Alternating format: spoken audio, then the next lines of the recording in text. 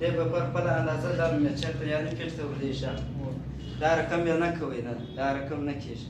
دا رقم یې کوئ دا رقم فعل ته ورلېږه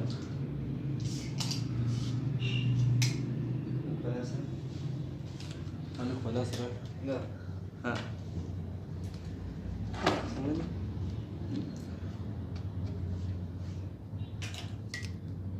دا سم عجز یعنې چال لري نه بل دغه فساژي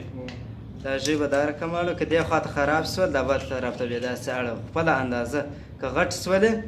غټ شولې بیا تاوان ورته کوي تاوان څه شي د سمپیچي د خدای په جوړولو کې تاوان کوي او که کوچنۍ شولې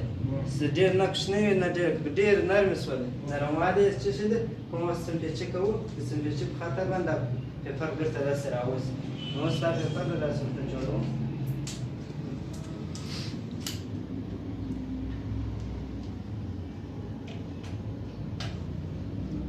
داسې ورته پرې وګوتیم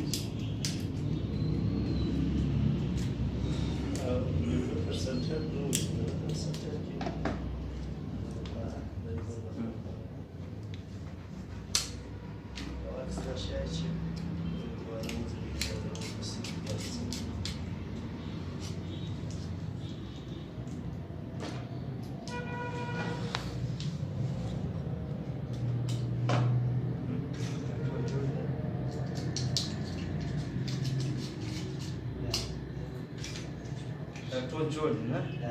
جوړ شوی کار ډېر په مخ روان ده یا ته وایې چې کت نه شي په څه خاطر باندې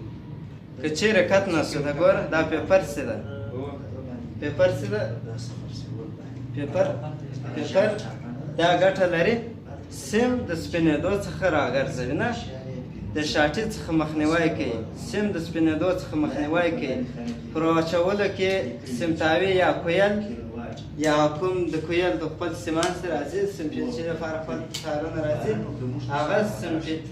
کومه ده هغه سیمان څه شول هغه سیمان راچول کېږي دا سیم څه دی دا د سپینېدو څخه مخنیوی کوي مثال د شاټېدو څخه له سپینېدو څخه مخنیوی کوي او بل ګټه یې څه دی د دې پیپر یو شاټې څخه مخنیوی مخنیوی کوي او بل د سپینېدو یې مخنیوی کوي د سیم درېیم ګټه یې څه دی درېیم ګټه یې داسې پر اچولو کې دی اسانه طریقه منځته راولي که چیرې موږ دغه وکاږو دا پیپر وکاږو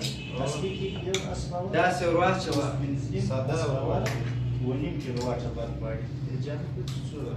پر اچولو کې